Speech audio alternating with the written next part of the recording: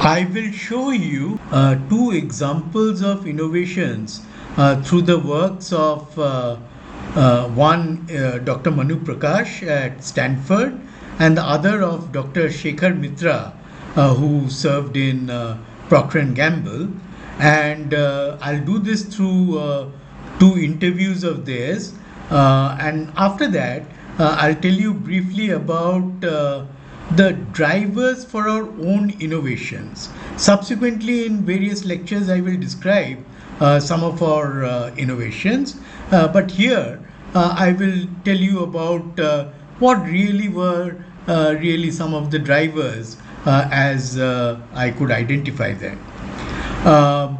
And in the next lecture, I will also show you a more structured methodology of inventing, and that's really the TRIZ methodology, which we'll discuss in the next lecture. I'm holding in my hand a microscope that is waterproof, stomp-proof.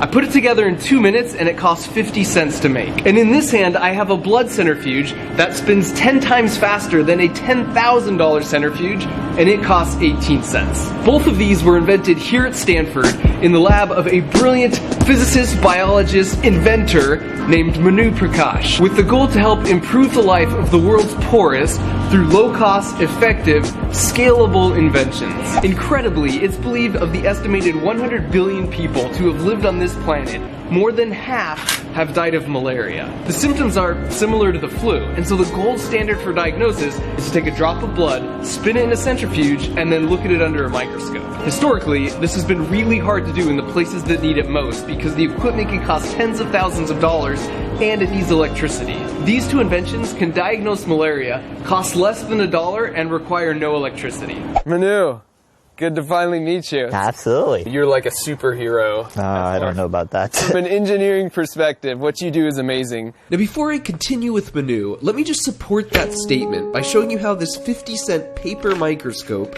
actually works. So it comes like this, and then you pop out the pieces of paper, and then follow the simple instructions like folding origami. The lens is actually a tiny sphere of glass embedded in this plastic. And you can put your slide in here, and then you look through that tiny glass sphere and it's magnified 140 times. You can even put your phone up to it and film and then capture video like this.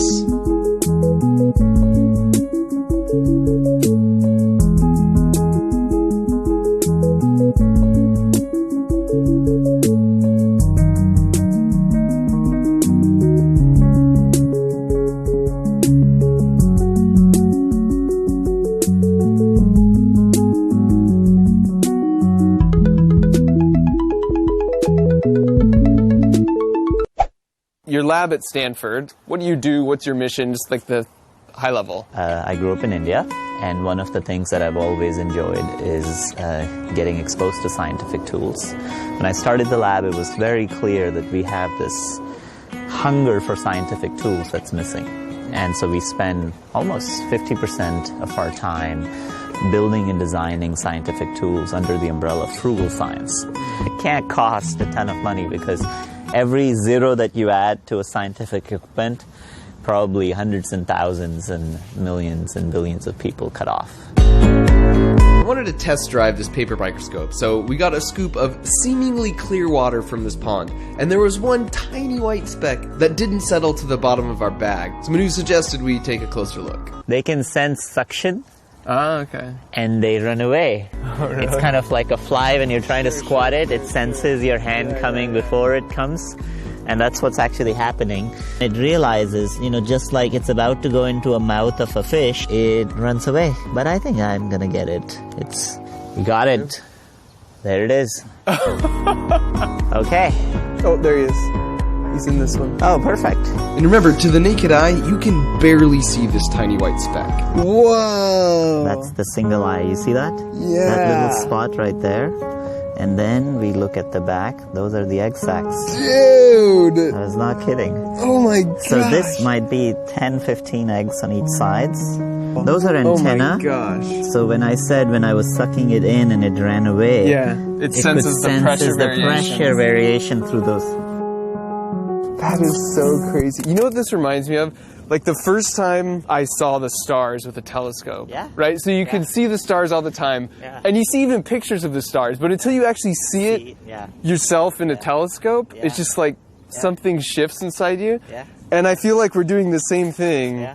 Yeah. but just the other way. No, I think that's such a beautiful analogy. Okay, so with this 50-cent paper microscope, you can actually see any malaria in your blood. We generally think of blood as a red liquid, but it's actually full of particles like red blood cells, white blood cells, and platelets. And so the problem is, in just a couple drops of blood, you have 1 billion red blood cells, so it becomes a needle in a haystack to try and find a few that have malaria. So that's where a centrifuge comes in. So you take some blood and you put it in a tube, and the particles will be all mixed up like this. But when you spin it around really fast for a couple minutes, the centrifugal force pushes all the heaviest particles to the outside, and they displace the less dense particles towards the middle. So when you stop, all the particles are neatly organized from the most dense at the edge to the least dense in the center. And since a malaria-infected red blood cell is slightly less dense than a healthy one, you'll always find it in between the healthy red blood cells and the clear plasma. All that's to say, centrifuges are really critical. So I went to the lab to talk to Manu's colleague Saad to see how they applied their frugal science philosophy to this typically really expensive piece of equipment. These are traditional centrifuges. These require electricity, and you can see how massive that is. Imagine if you had to carry this on your back if you're in a research-limited settings, you know, in India, for example, where I grew up. And so if you want to do this, you can't use something like this which costs thousands of dollars and requires electricity. And so while we were out there, we had a full scope, but you couldn't just take blood or urine or stool and do it. That became the bottleneck. And so the design problem statement that you come up with is, I want something probably less than $1, preferably made out of lightweight materials like paper, so it's easy to carry in your pocket. It should match the speeds of these devices. You think about different gears and mechanisms, and you go into your kitchen and your backyard and start thinking about toys. Toys are a great way. So we started looking at yo-yos, egg beaters, and others have thought about salad spinners. What we found in this Worldly Geek toy serendipitously is that it's one of the most efficient ways of converting your energy into rotational energy, and that was the aha moment. I see. Using strings as actuation in the middle rather than mechanical gears. Or I was just trying this out, and as soon as I saw that in 10 seconds, you kind of know in the back of your mind that this is something powerful, and you know, it transitions beyond a toy. It's something that has really important applications in global health. So let's recreate that moment. Yes. We're going to take some blood and let's just spin it. we should take your blood. All right.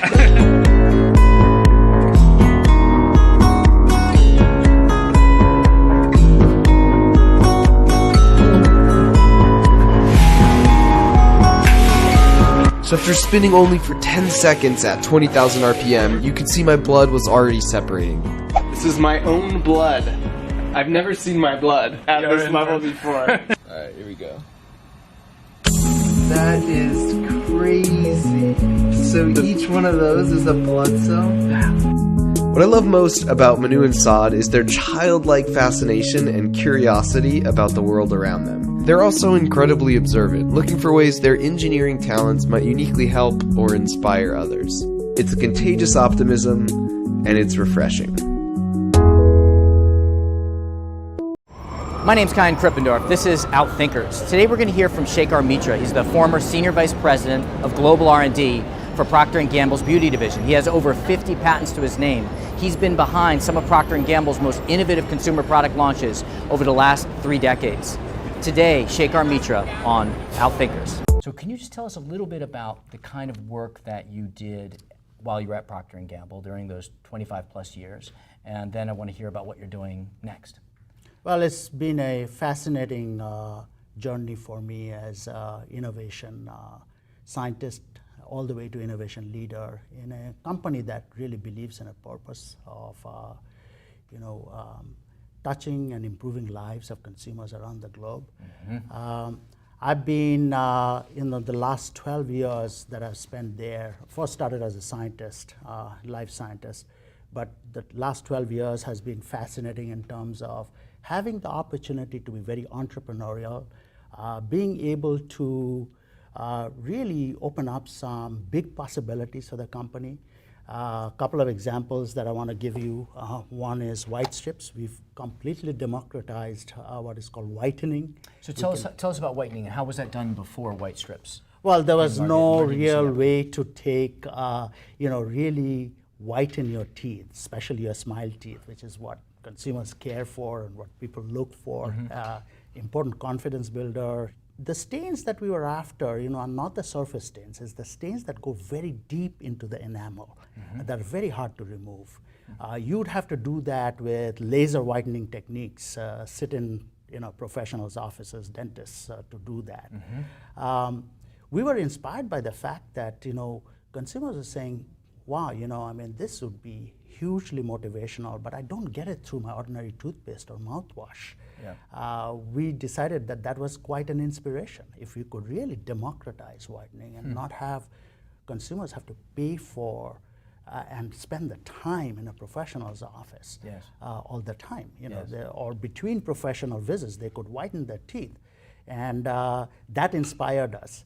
And this is a plain strip that we kind of invented with a lead inventor at Proctor, and I led the team where... So was this a technology that you acquired or that you were working on, or did you find the challenge and then decide to attack the challenge with technology? So we were first inspired by the consumer Yes. and the need.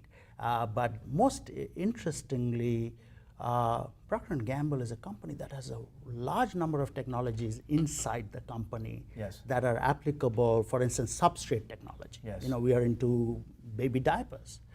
We actually learned a lot from those teams. How to put peroxide on a substrate in a safe way for it to really whiten. So this really revolutionized the whole whitening area. So how are you organized to allow that kind of sharing of technology? Because that technology was developed in another group for a different application, and Yes. I would imagine a lot of companies, those kind of pockets of knowledge aren't brought to where they can be used. And so how were you organized differently, or how was Procter & Gamble? Was it the culture? What was it that allowed you to access that technology? You know to what, focus? Procter & Gamble, the first thing is to get really inspired. The second thing is the job of the leader to say, hey, you know what, I really have to empower the team to think of possibilities. Doesn't matter where this solution is going to come from. And when you really open up their minds and give them that freedom, key members of my team just went out and looked for possibilities and found that within the company, we had enough knowledge of peroxide through our laundry products. We had enough knowledge of substrates through our baby diaper products. We can, that's what innovation is all about, making those connections. Yes. And when you really inspire the team to look outside of their box and tell them you have the freedom to do it, just come back every 90 days and then tell us how, what progress you're making. I think, you just create tremendous amount of inspiration to come up with possibilities. That's how this happened. It's all about creating again with the diverse team that I had access to, that I could create. It's about giving the license to fail, to go out and partner, to find what's possible, to create. That's what's key. And then once you really open up the box and give the top people the freedom, and you got to be involved in it. You have to have the humility, you have to have the servant style of leadership to listen to your top experts and to say, and build on their ideas. Yes.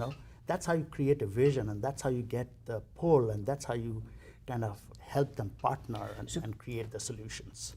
So could you make it a little more, bring it closer to earth for us and be a little more tangible? So what would you specifically tell your team? What do you say to your team that gives them that permission to look outside of the group, outside of the company for ideas and technology? Yes. Well, first you start with a vision, and vision that you're going to want to make a difference in the lives of consumers. And that's what each of these examples mention. You start with that vision, then you start to say, hey, you know what, that's a vision that you start as a leader, but you start to enroll peers, important colleagues, stakeholders in a big company environment. You start to enroll them, and you start to say, help me build on that vision. You know, Yes. that's a recipe for them to kind of gear up to deliver. And then you have the inspiration of the consumer that you're trying to, to make a difference. Now the job is not to be restricted to what you know today. Yes. What does the world know that you can bring to this to make it happen? I'll tell you, this is a very interesting one. In my new life now, I'm associated with a number of new ventures. Fascinating one that I wanted to mention to you, Kehan, is this. This particular one is what is called a Aura Pup. It's for pet bad breath. You know how difficult it is if you have a pet to get rid of bad breath from your That's dog. why. That's the reason why we don't have a dog at home. My wife wants one. Is that reason? And I'm a dog lover. I Yes. have a Siberian Husky, Yes. and I know this actually touches your heart. This whole idea, where a dog, we invented this, and we are now doing it through a reverse marketing model, reaching out to consumers. In fact, the idea came from consumers who were using the tongue brush for themselves and said, my pet would need one of this. So we actually pioneered this crowdfunding approach, which is very well known, but we pioneered it with our media, YouTube, and our Facebook media. And what we have done is we've come up with a design of a pet brush that you put a solution on the pet brush that the dog loves, beef flavor or whatever the flavor is, comes and licks.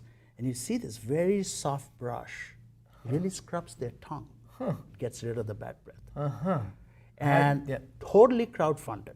So the whole challenge of working in a very entrepreneurial setup is how do you find the resources?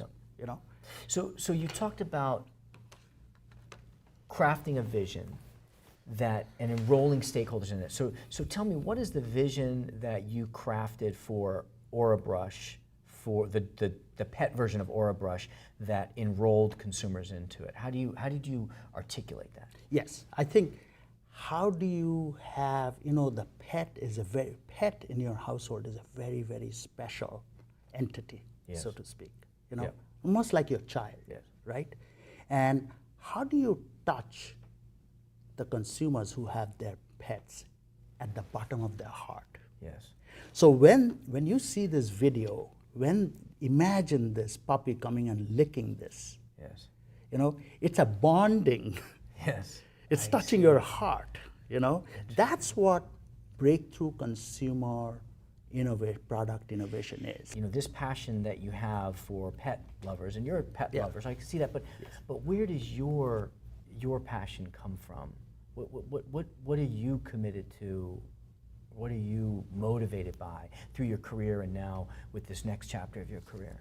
Why do you do this?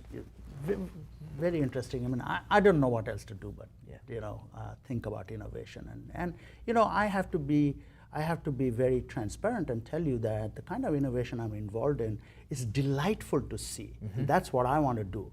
But they touch consumers' life in small but meaningful ways.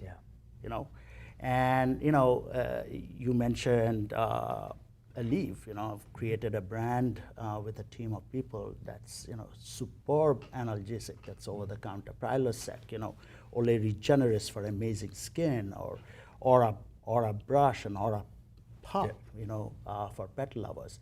I think what motivates me really is, can I make a meaningful difference, in the lives of consumers?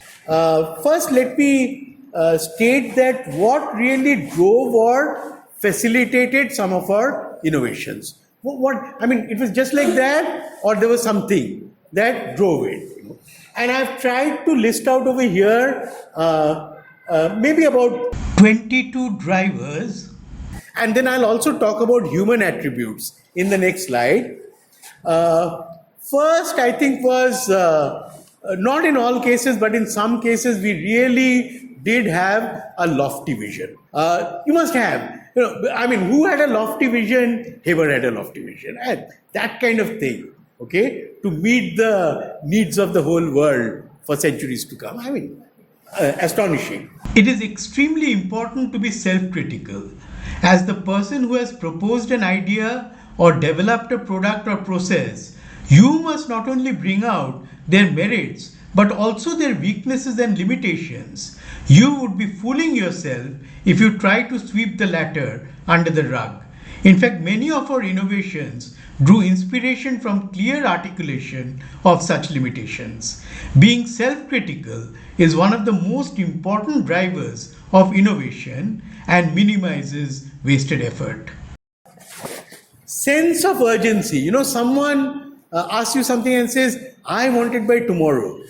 And you don't know how to solve the problem. And you are kind of forced to invent. Okay, it becomes a very nice driver for innovation. Industry collaboration. You saw whether it was the asymmetric synthesis, Knowles or Noyori or Bosch or Haber. All industry collaborations. Okay, industry provides that pull. Without that, we'll keep inventing, etc. But frankly, you may not find much of an application. Quest for perfection. You've got something, but it's not the ultimate. When you apply your rigorous engineering, you're trying to be precise. I mean, one can make a reactor, one can do things, etc. It may not be optimum in terms of many aspects. And you, with your engineering sense, are trying to make it perfect. That's the quest for perfection. Improving product attribute. A product is good, but someone says, I want a better product. Okay? That becomes a very good, strong driver. What next? You always say, I've done this now. Now tell me, what after this? Okay? And so this question of what next, right, becomes a great driver, and that's how you move up the learning curve. Right? Very important driver. Questioning existing paradigms, as many people have that, and I'll show you one or two examples of that, and everybody says, that's it. And you say, is that true? Is that how it happens? When I'm talking about salt, maybe I'll give you one or two examples of how we question the existing paradigm. Paradigm for centuries. Okay, that's it. This is what happens. Capturing expressions of desire. Nobody knows whether actually anything will come about. But someone says, I wish I could have something like this. It's an expression of desire. Nobody is forcing you to do it. Okay, but keep that in your mind. Desire has been expressed. Can I translate into something tangible? It becomes a very important driver. Thinking out of the box, of course, everybody talks about. Easier said than done. Not very easy to get out of the box. Okay? We'll try and see if we can come up with one or two examples of thinking out of the box. Constraint-driven innovations for the needy. What you saw? Manu Prakash, what was he doing? It was a constraint-driven innovation. How am I going to have centrifuge and all these things in a village? And I need things which are there, with which I can do things. Okay? And you can see that what a beautiful centrifuge he made, what an easy microscope he made. Okay? Less than $1. Of course, the science. The science was that where exactly to look for those malarial parasites, and how the cells stack up. That's the science that somebody else did. He didn't do that. Okay. But he latched onto that. Leads from analytical methodology, and I'll show you many times we talk about something, this is the analytical test for doing something, okay, to test out something. But that can be a kind of a clue for an actual process is oftentimes not done, and I'll show you some examples. Process simplification. How can I simplify? It's too complicated. Okay, we need to make it simple. Becomes a very big driver. Integration. I have this, but if I can integrate with something, it becomes better. right? And the more I can integrate, the more attractive and economic the whole thing becomes. Integration becomes a very powerful driver. Cost, of course. I mean, you're all the time trying to make something cheaper. Energy, alternative energy in this day and age, very, very important driver. I'll show you examples of that. Listening, we are not very good at listening. We are always trying to say ourselves. But sometimes it helps to listen. And there are people, wise people, who will give you very good ideas. Like Nernst telling somebody that ask Haber to focus on thermodynamics, in a sense. Okay, good advice. Yeah? What if? Why? How? These are very, very important questions that drive innovation. All the time. You've got something, you say, but why? How did it happen? Okay? And then you find that you don't know. Yeah? And in the quest to know, you invent. Drawing inspiration, of course, from, let's say, nature or indigenous natural resources. I mean, our own resources are not being value added. They're lying around. So we need to understand what inspiration can we draw from our own, or from nature and from our own resources. I found that old literature, and I'm saying that, what did we find? Some of the greatest work was done between 1850 and 1900, unbelievable. Whatever you see, extraordinary, okay? And likewise, you go back to old literature, classic pieces of work, 1910, 1920, all long forgotten.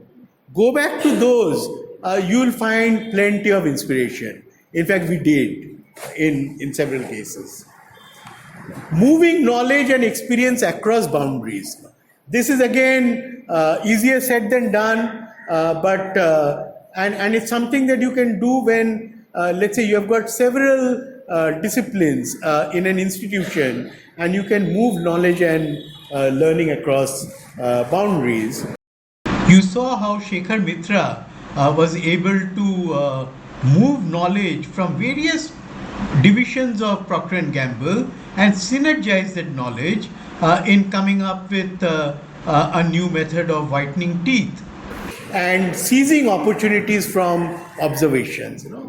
I see something and then I can forget about it, okay, or I can let it bother me, okay, and I can draw inspiration. I hope to give you examples, and at the end of it, we should have been able to give at least one example for each of the drivers. Now, let's also try and understand what were some of the human attributes, okay, which were important for us in some of our innovations. Naivety and outsider perspective. John Duncia, what did he say? We always have somebody from the outside who's not working on the project, okay? And position of authority was clearly beneficial. Both of those apply to me. When I went to Bhavnagar, I had no idea. I'd never worked on salt. So I was an outsider. Those guys were all experts. Okay. So, and I was very naive. I could ask questions in a naive way, because at most, people will say, Bechari, he has never worked on salt. So that's okay. And the second was that because I was the director of the institute, obviously that being in that position of authority was useful, because people could not cast me aside so easily. Simply because I was a director. So if I said, hey, why don't I do it, at least the guy will make an attempt. Right? So that was important. Conducive environment promoting unrestrained tossing of ideas. You need a conducive environment. It's very easy to talk about a conducive, but actually, if you are too regimented, too disciplined, hey, why are you outside in the corridor? Go to your lab. You have a problem.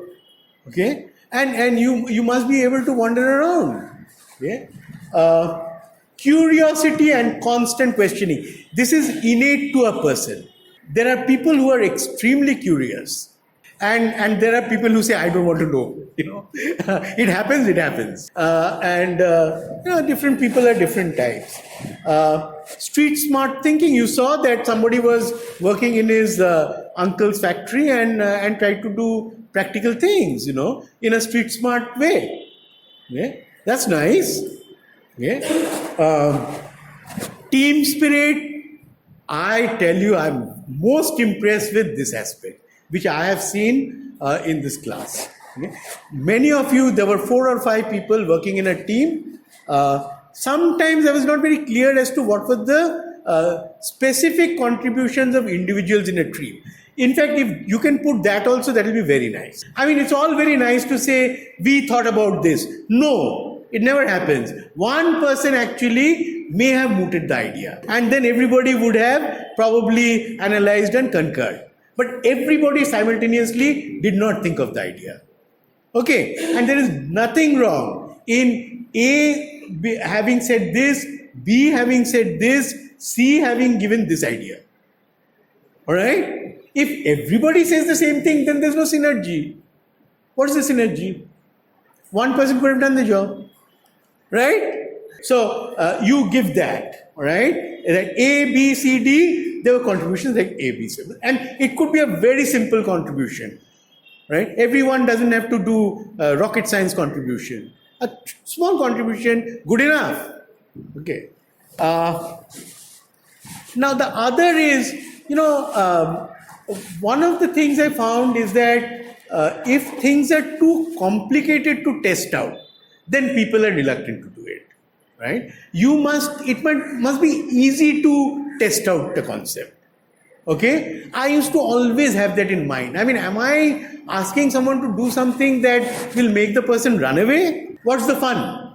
Okay. I mean, let them do, or let me ask questions which, okay, someone can come back to me in a week's time and say, I did it, it didn't worked, this is what I got. Competitive spirit. I can do better than you. Team spirit and all is great. Everybody talks about it. Truth of the matter is, there is more competitive spirit than team spirit. Correct? And I'll show you at least one invention which was entirely based on competitive spirit. One guy was out to prove the other guy as not so great, and and in the process ended up doing something better. Okay. Desire to be the first, pride of being seen as a pioneer. That is a great driver, and everybody has that desire. You may or may not get there, but you want to be known for something, something big, right? Ideally, yeah. And finally, I think the sheer joy of inventing. There's such joy. Yeah? And something happened, you feel so happy that it happened. Okay? Alright, you can, if you think of anything, please add to it. Right? Because this may not be the complete list. I've just jotted down what came into my mind. Right? But there are so many of you and much smarter than me. So you can come up with many more ideas. Alright?